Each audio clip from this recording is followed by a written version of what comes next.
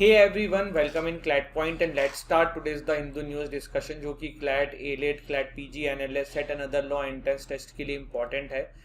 आज हम 3 एडिटोरियल्स यहाँ पे डिस्कस करेंगे। एक आर्टिकल जो है वो पूरा का पूरा आपका आफ्सपा से रिलेटेड है, एक पुट्टास्वामी वर्डिक्ट से रिलेटेड है एंड यहाँ पे मैनुअल स्कैवेंजिंग से रिलेटेड आर्टिकल है। इनके साथ साथ हम यूएपीए के बारे में भी डिटेल में डिस्कस करेंगे। आप हमारे बैचेस जो कि नेक्स्ट वीक से शुरू हो रहे हैं इनमें इनरोल कर सकते हैं। डिस्क्रिप्शन से हमारी एप्लीकेशन को डाउनलोड करिए और इन कोर्सेज की डिटेल आप वहाँ से ले सकते हैं। कॉन्टैक्ट नंबर भी दिया हुआ है, आप कॉन्टैक्ट करके भी जानकारी ले सकते हैं।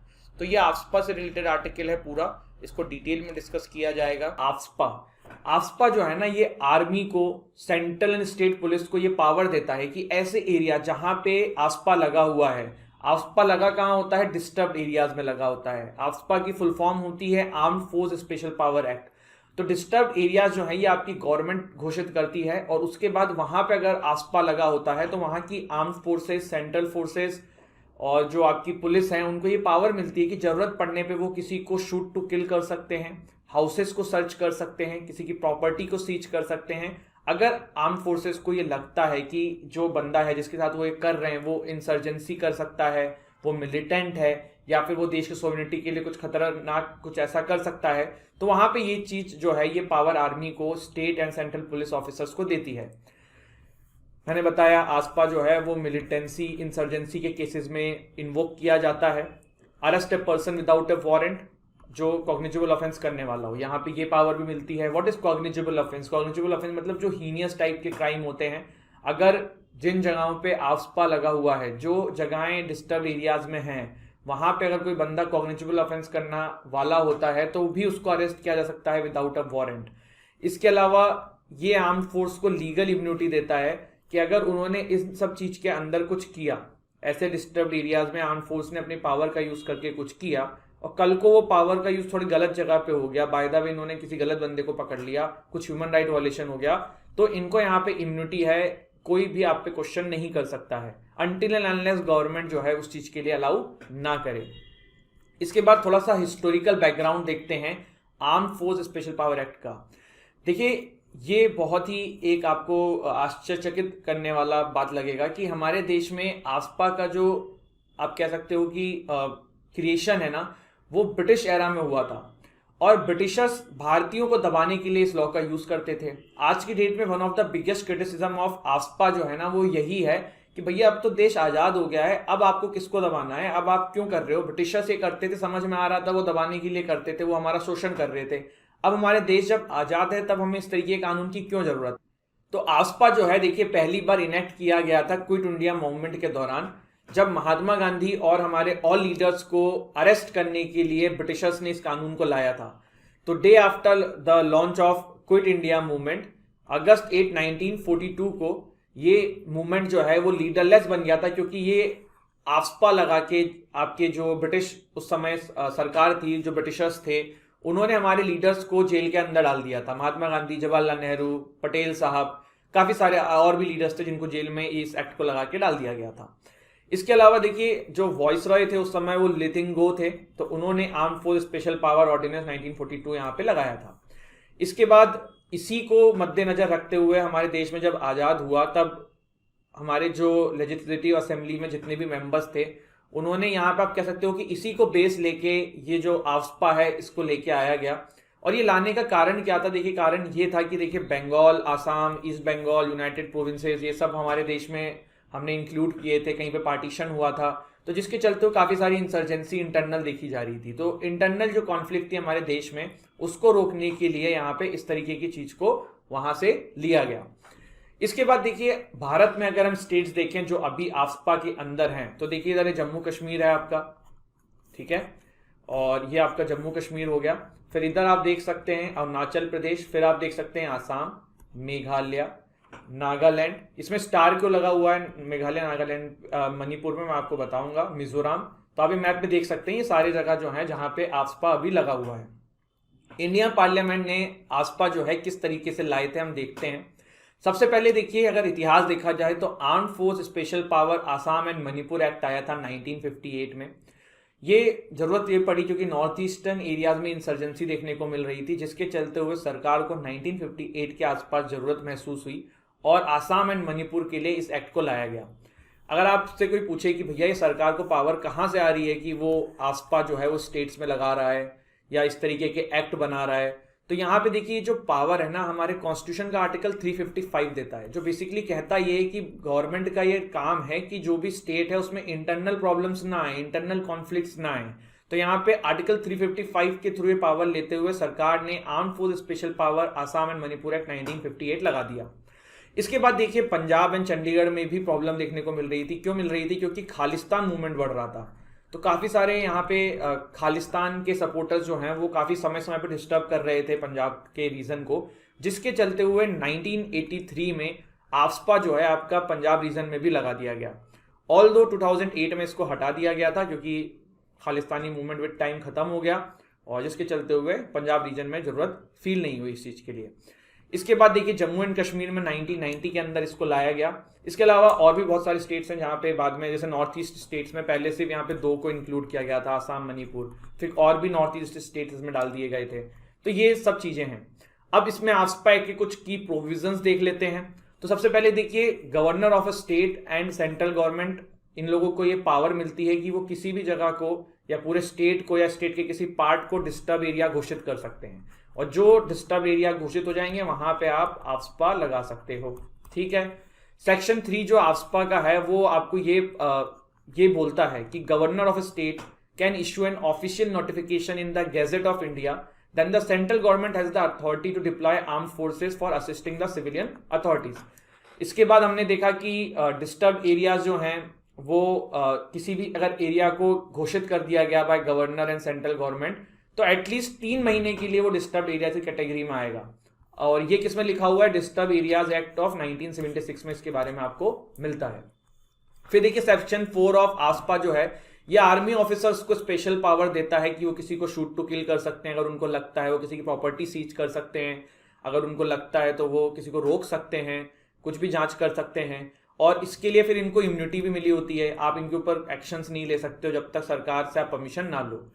फिर फोर्सेस कैन अरेस्ट एनीबॉडी, अगर वहां पे डिस्टर्ब एरियाज के अंदर आफ्सपा लगा हुआ है, और किसी को कस्टडी में ले सकते हैं। लेकिन कस्टडी में लेते से ये नियम है कि आर्म्ड फोर्स जैसे ही किसी को कस्टडी लेगी तो नियरेस्ट पुलिस स्टेशन में हैंड ओवर करना पड़ेगा आपको उस बंदे को। इसके अलावा ह्यूमन राइट वायलेशन के लिए आपको प्रोसिक्यूट नहीं किया जा सकता। अब बात करते हैं कि डिस्टर्ब एरियाज क्या है। सर आप डिस्टर्ब एरियाज कह रहे हैं, डिस्टर्ब एरियाज कह रहे हैं, तो सेक्शन 3 ऑफ आफ्सपा जो है ना वो डिस्टर्ब एरियाज से डील करता है। देखो एग्जाम में आपसे क्वेश्चन ये भी पूछा जा सकता है कि कौन डिस्टर्ब एरियाज जो है आफ्सपा एक्ट में कौन से सेक्शन से डील करता है, तो ये चीजें आपको पता होनी चाहिए। सेक्शन 3 ये कह रहा है, सेक्शन 4 आफ्सपा का ये कह रहा है। बहुत इंपॉर्टेंट एक्ट है जो कि इतना न्यूज में रहा है, इतना कॉन्ट्रोवर्सी में रहा है, तो क्लैट में जितने बच्चे बैठने वाले हैं उन सबके लिए बहुत इंपॉर्टेंट हो जाएगा ये। इसके बाद देखिए डिस्टर्ब एरियाज जो है वो गवर्नर ऑफ स्टेट घोषित करेगा और सेंट्रल गवर्नमेंट घोषित करेगी, दोनों लोग मिलकर करेंगे। पहले जब ये नया नया एक्ट आया था तब सिर्फ गवर्नर के पास पावर थी, लेकिन फिर जब त्रिपुरा को लेके बवाल हुआ कि भैया स्टेट जो है वो मान नहीं रही थी, तब सेंट्रल गवर्नमेंट ने इसमें अमेंड किया और फिर सेंट्रल गवर्नमेंट के पास भी ये पावर आई। ये देखिए यहाँ पे लिखा हुआ है कि 1958 में जब ये आया था तब आफ्सपा में सिर्फ गवर्नर को पावर थी, स्टेट के हाथ में पावर थी, लेकिन 1978 में त्रिपुरा के लिए यहाँ पे बवाल हुआ था, तब सेंट्रल गवर्नमेंट ने ये पावर अपने हाथ में इनडायरेक्टली ले ली थी। इसके अलावा अगर कोई स्टेट जो है वो कहता है कि भैया हमारे यहाँ पे डिस्टर्ब एरियाज नहीं है, और गवर्नर जो है भाई है और सेंट्रल गवर्नमेंट कहती है कि है, तो इनकी बात सुनी जाएगी, स्टेट की बात नहीं सुनी जाएगी। इसके अलावा एक जो सबसे बड़ी जो एक क्रिटिसिज्म होता है आपका आफ्सपा का कि भैया डिस्टर्ब एरियाज है क्या, ये आपने एग्जैक्टली डिफाइन नहीं किया है। बेसिकली डिस्टर्ब एरियाज को ऐसे ले लेते हैं कि जहां पे इंसर्जेंसी हो, सोवरेनिटी डिस्टर्ब हो रही हो देश की, या इस तरह की कोई भी चीज हो करने की कोशिश हो, लेकिन एग्जैक्टली डिस्टर्ब एरियाज है क्या ये कहीं नहीं डिफाइन है। तो जिसके चलते हुए एक लूप होल है जो समय समय पे अलग अलग सरकारें अपने तरीके से यूज करती है, जिसका काफी ज्यादा क्रिटिसिज्म होता है। अब सुप्रीम कोर्ट ने क्या इसके लिए कोई वर्डिक्ट दिया हुआ है, सुप्रीम कोर्ट की क्या गाइडलाइंस है आफ्सपा को लेके, तो 2016 और 2017 दो इंपॉर्टेंट केसेस जो हैं वो सुप्रीम कोर्ट के पास आए थे, जिसमें सुप्रीम कोर्ट ने अपने जो गाइडलाइंस दी उससे जो पॉइंट्स निकल के आ रहे हैं वो मैंने यहाँ पे नोट किए हैं। सबसे पहला देखिए जुलाई 8 2016 को एक लैंडमार्क रूलिंग आई सुप्रीम कोर्ट की, और उन्होंने काफी सारी चीजों में जो आर्म फोर्स को इम्यूनिटी मिली हुई थी, जो ब्लैंकेट प्रोटेक्शन था, वो खत्म कर दिया। सबसे पहले नो एक्सेसिव फोर्स, भैया जितनी जरूरत हो उतना ही लगाओ, पता पड़े किसी आदमी को मारने की जरूरत नहीं थी वहां पे आपने उसको मार दिया, ये गलत है, ये चीज नहीं होगी। Criminal courts have the jurisdiction. अगर कोई भी बंदा जो उसको लगता है कि आर्म फोर्स ने उसके साथ गलत किया है, वहां पे आस्पा लगा था, तो क्रिमिनल कोर्ट्स के पास उन केसेस को सुनने का जुरिडिक्शन होगा, जो कि पहले नहीं था। Equality before law. आप ये नहीं कह सकते हो कि वो बंदा आपको लगा कि मिलिटेंट है, इंसर्जेंट है, इसलिए आपने ऐसा कर दिया। नहीं, एक आम आदमी और उनके पास, सबके पास इक्वलिटी है, तो आप सबको इक्वली ट्रीट करिए। AFSPA is not invincible. ऐसा नहीं है कि आप कुछ भी करके बच जाओगे, ब्लैंकेट प्रोटेक्शन आपको नहीं मिलेगी। Rule of law, law is supreme. आप जो प्रिंसिपल्स हैं ह्यूमन राइट के, हमारे देश के कॉन्स्टिट्यूशंस के, इन सब चीजों को आपको सुप्रीम रखना है। मर्जी से नहीं चलेगा, ह्यूमन राइट वायलेशन नहीं हो पाएगा। पर यही बात है कि गाइडलाइंस आई, उसके बाद भी आपने अभी देखा कि मोन डिस्ट्रिक्ट के अंदर क्या हुआ है। तो ये एक अपने आप में क्वेश्चन है कि किस तरीके से चीजों का यहाँ पर डील किया जाएगा। अब आस्पा का प्रेजेंट स्टेटस क्या है? तो देखिए, जम्मू कश्मीर, आसाम, नागालैंड, अरुणाचल प्रदेश के कुछ पार्ट्स में एंड मणिपुर में आस्पा लगा हुआ है। यहाँ पे समय समय पे आस्पा काफी जगहों से हटाया हुआ है, जैसे मैंने आपको पंजाब का एग्जांपल दिया। त्रिपुरा मेघालय में से 2015 में त्रिपुरा से हटाया था, मेघालय में 2018 से आस्पा हटा लिया था। इसीलिए हमने जो मैप देखा था वहां पे इनके आगे स्टार लगा हुआ था। अरुणाचल प्रदेश में से भी पार्शियली विड्रॉल कर लिया गया है आस्पा को। तो ये बेसिकली हमने कुछ चीजें जानी। अब इसकी कुछ सॉल्यूशन है, और सॉल्यूशन से पहले ना एक बहुत ही इंपॉर्टेंट एक केस था, जिसके बाद एक कमेटी बनी थी जिसका नाम था जीवन रेड्डी कमेटी। तो हम थोड़ा सा ना उस केस के बारे में जरूर जानेंगे। जब भी आस्पा की बात होती है और थांगजम मनोरमा का नाम ना आए तो ये अपने आप में एक बहुत गलत बात हो जाएगी। थांगजम मनोरमा जो है ना, ये एक आपके विक्टिम है जिनको आसाम राइफल्स ने 2004 में अरेस्ट किया था, और कहा यह जाता है कि इनका इनकाउंटर कर दिया गया था क्योंकि भागने की कोशिश कर रही थी। लेकिन इसमें एक थ्योरी और आती है, वो ये आती है, जब रिपोर्ट आई और बहुत सारे लोगों के अलग अलग जगहों पे चीजें देखने को मिली, तो ये कहा जाता है कि इनका जो है आसाम राइफल्स ने गैंगरेप किया था और फिर इनको मार दिया गया। इवन मैं भी इनके बारे में पढ़ रहा था एक दिन, तो मैंने देखा कि पढ़ा ये कि जब इनकी बॉडी मिली थी तो उसमें जब 6 बुलेट्स इनके बॉडी से आर पार हुई थी, बट उसमें से ब्लीडिंग नहीं हो रही थी। तो मतलब ऐसा प्रतीत हुआ कि बाद में बुलेट डाली गई है। तो ये एक अपने आप में बहुत कंट्रोवर्सी रही थी, और इसी के बाद एक कमेटी बनाई गई थी जिसका नाम था जीवन रेड्डी कमेटी, और उन्होंने सजेस्ट किया था कि रिपील कर दो आस्पा को, खत्म कर दो। इसके अलावा और क्या सॉल्यूशंस हो सकते हैं? तो पहला तो यही है, रिपील कर दो आस्पा को। दूसरा क्या है? अमेंड कर दो। ये डिस्टर्ब एरियाज जो आपने कर रखे हैं, इसको डिफाइन कर दो कि हाँ यार, ये चीज डिस्टर्ब एरियाज में आएगी और यही आएगी, इसके अलावा कुछ नहीं आएगी। कमिटीज जो हैं वो स्टैब्लिश करिए, और फिर उनका ये काम करिए कि भैया वो देखें, नेशनल लेवल पे देखें, डिस्ट्रिक्ट लेवल पे देखें कि जहां जहां पे आस्पा लगा हुआ है ढंग से काम हो रहा है कि नहीं हो रहा है, आर्म फोर्स जिम्मेदारी ले रही है नहीं ले रही है, डिले ना हो। अब जैसे ये मोन डिस्ट्रिक्ट वाला मामला है, अब इसको फाइनल कर देना चाहिए अब तक 10-15 दिन के अंदर कि आखिर में क्या था मामला, लेकिन अभी चल रहा है, जांच चल रही है, देखते हैं कब होता है। तो दीज आर सम सॉल्यूशन जो इसके लिए किए जा सकते हैं, और ये था हमारा आस्पा जिसके बारे में हमने सुना। अगर आपने हैदर मूवी देखी होगी ना, तो हैदर मूवी के अंदर शाहिद कपूर आस्पा आस्पा करते हैं। तो ये देखिए वही वाली बात है कि देखिए जरूरत भी है, आस्पा की जरूरत है, इसमें कोई डाउट नहीं है, एक बहुत रीजनेबल मैन की तरह अगर हम बात करें। लेकिन जो कुछ इसमें ब्लैंकेट प्रोटेक्शन है ना, उसे खत्म करने की बहुत जरूरत है। तो वो अगर नहीं होगा तो दिक्कत है। तो जीवन रेड्डी कमेटी ने यहाँ पे यही सजेस्ट किया था कि आप आस्पा को हटा के सीआरपीसी के अंदर, आईपीसी के अंदर कुछ ऐसे प्रोविजंस डालो जो आर्म्स फोर्स को प्रोटेक्शन दे, और वो इस तरीके के। गाइस, आपको याद ही होगा कि कुछ समय पहले नॉर्थ ईस्टर्न स्टेट से पार्शियली लिफ्ट कर दिया गया था आस्पा को, जो कि आसाम, नागालैंड, अरुणाचल प्रदेश, मणिपुर में था। ये चारों नाम आपको याद होने चाहिए। आपको ये भी पता है कि ऐसा क्यों हुआ था, जो कि जगह का नाम बताओ जहां पे ये चीज हुई थी, जिससे कि काफी सारे सिविलियंस की भी मृत्यु कर दी गई थी आर्म फोर्स के द्वारा, और काफी कंट्रोवर्सी हो गई थी। इसके अलावा एक यूएपीए के बारे में भी थोड़ा सा देख लेते हैं। यूएपीए जो है 1967 में पास हुआ था। ये एब्सोल्यूट पावर दे देता है सेंट्रल गवर्नमेंट को कि कौन सी एक्टिविटी अनलॉफुल होती है, नहीं होती है, डिस्क्राइब करने के लिए। Death penalty and life imprisonment is the highest punishment under UAPA. Under UAPA Indian and foreign nationals both can be charged, और ये सेम तरीके से यूज होता है चाहे वो आप इंडिया की धरती पर कोई क्राइम करो, चाहे फॉरेन लैंड पे करो। यूएपीए के अंदर इन्वेस्टिगेशन एजेंसी जो है वो चार्जशीट मैक्सिमम 180 डेज में फाइल कर सकती है, एंड अरेस्ट का जो ड्यूरेशन है can be extended for further intimating the court से बातचीत करके। 2019 में इसमें कुछ अमेंडमेंट्स हुए थे, जिसमें कि सबसे पहला ये था कि डायरेक्टर जनरल ऑफ एनआईए जो है, जिस बंदे के ऊपर ये आरोप लगे हुए हैं, उसकी प्रॉपर्टी सीज करा सकता है। ये वाला पॉइंट इतना इंपॉर्टेंट नहीं है, पर देख लेना। तीसरा भी एक इंपॉर्टेंट पॉइंट है कि पहले क्या होता था कि सिर्फ आप एक ऑर्गेनाइजेशन को ही टेररिस्ट घोषित कर सकते थे, बट 2019 में यूएपी के अंदर जब चेंज आया तब ये हुआ कि नहीं भाई, एक इंडिविजुअल भी टेररिस्ट की तरह डेजिग्नेट किया जा सकता है। दिल्ली हाई कोर्ट ने यूएपीए के ऊपर कुछ गाइडलाइंस दी थी 2021 जून के अंदर, स्पेशली फॉर सेक्शन 15, 17 एंड 18, जो कि सबसे ज़्यादा मिसयूज होता है यूएपीए का। सेक्शन 15 जो है वो ये कहता है कि क्या क्या टेररिस्ट एक्ट होते हैं। सेक्शन 17 जो है वो पनिशमेंट बताता है अगर कोई रेजिंग फंड कर रहा है टेररिस्ट एक्ट करने के लिए। सेक्शन 18 जो है अगर कोई कॉन्स्पायर कर रहा है कुछ इस तरह की गतिविधि करने के लिए तो उसके लिए पनिशमेंट का प्रावधान है। की observation made by the court, तो कोर्ट ने ये भी बोला कि टेररिस्ट एक्ट जो है वो लाइटली यूज नहीं होना चाहिए, वो वही होना चाहिए जो उस तरीके का हो, ये नहीं कि किसी भी चीज को टेररिस्ट एक्ट की तरह आप घोषित कर दें। दूसरा ये कि टेररिस्ट एक्टिविटी वही होगी जो कि सरकार के द्वारा बियॉन्ड इट्स कंट्रोल हो, beyond the capacity of law enforcement agencies to deal with, तभी आप उसको टेररिस्ट एक्ट की तरह लीजिए। सुप्रीम कोर्ट का डिसीजन आया था हितेंद्र विष्णु ठाकुर केस के अंदर।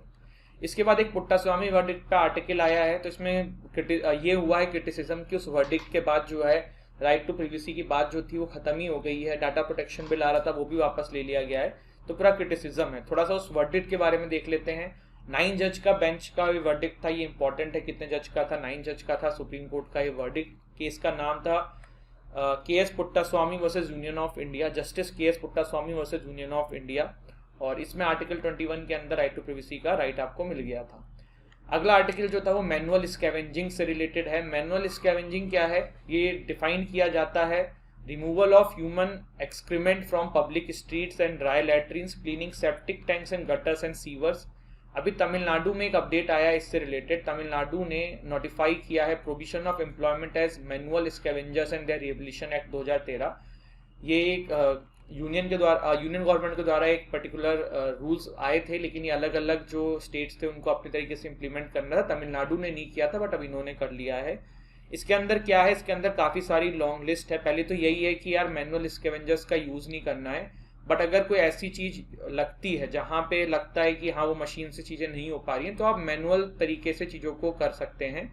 उसके लिए भी प्रॉपर गाइडलाइंस है, जैसे कि specific long list of protective devices, gears, mask, breathing apparatus, oxygen respiratory kit, emergency medical oxygen, ये सारी चीज़ें हैं। ये आपके एग्जाम में नहीं आएगा, पढ़ लेना। तो ये सारी चीज़ें नोटिफाई कर दी गई हैं, ठीक है। अभी अगर आप आंकड़ा देखो तो 1993 से 971 पीपल ने लॉस्ट कर दी है अपनी life in cleaning the sewers, और इसी पे एक वर्डिक्ट भी आया था सुप्रीम कोर्ट का 2014 में कि भैया जिन जिन लोगों ने अपनी जान खोई है उनको सरकार 10 लाख रुपए कंपनसेट करेगी। स्वच्छता अभियान ऐप भी इसी चीज़ के लिए बनी है कि मैनुअल स्कैवेंजर्स कहाँ हैं, कैसे हैं, उनकी क्या हालत है, उस चीज़ को रेगुलेट करने के लिए, ठीक है। तो ये कुछ चीज़ें थी रिगार्डिंग दिस। चलिए बढ़ते हैं आगे। Ghulam Nabi Azad walks out of Congress blaming Rahul Gandhi, तो भैया कांग्रेस से इन्होंने ले लिया है संन्यास। 3 जज bench to review Supreme Court verdict on poll promises. हमने डिस्कस किया था ये कि जो हवाई फायर कर देते हैं नेता, क्या वो करप्ट प्रैक्टिसेस में आएगा। रिप्रेजेंटेशन ऑफ पीपल एक्ट 1951 है आई थिंक, है ना। आरपी एक्ट कब का ये देख लेना। Representation of people act I think 1951 है, तो उसका जो सेक्शन 123 है ना वो यहाँ पे करप्ट प्रैक्टिसेस को डिफाइन करता है। तो उसी के बारे में बात हो रही है कि जो ये फेक प्रोमिसेस किए जाते हैं क्या ये इसमें आएगा कि नहीं आएगा, तो ये वाली चीज़ है। तो इसके बारे में समझना होगा, देखना होगा। लेट्स सी कि कोर्ट इस पे क्या करती है। पहले 2 जज की बेंच बैठी थी एस सुब्रमण्यम बालाजी जजमेंट में, और अभी जो है यहाँ पे 3 जज की बेंच बैठेगी, ठीक है। इसके बाद FIFA lifts ban on Indian football body, जो फोगाट ड्रिंक्स वॉज स्पाइक्ड से गोवा पुलिस। तो यहाँ पे देखिए सोनाली फोगाट जो थी ना, उनकी मृत्यु नेचुरल नहीं थी, उनके एड ने उनके ड्रिंक में कुछ मिला दिया था जिसकी वजह से उनकी मृत्यु हो गई। तो ये बात जांच में सामने आ गई है। UGC declares 21 universities as fake, can not confer degrees. तो दिल्ली इसमें नंबर 1 पे है, सेकंड नंबर पे यूपी है जहाँ पे सबसे ज़्यादा फर्जी यूनिवर्सिटीज़ निकली हैं। China Russia threatening to world order, ऐसा ताइवान की प्रेसिडेंट ने बोला है। तो ये आज का शॉर्ट एंड स्वीट सेशन था। आज एक जो दूसरा पेज होता है एडिटोरियल का ना, वो आपका होता है ग्राउंड जीरो, तो इसलिए उसमें कुछ कहानी होती है, पढ़ना चाहो पढ़ लेना, वरना एग्जाम के पर्सपेक्टिव से इंपॉर्टेंट नहीं है। Thank you so much guys, जय हिंद, जय भारत।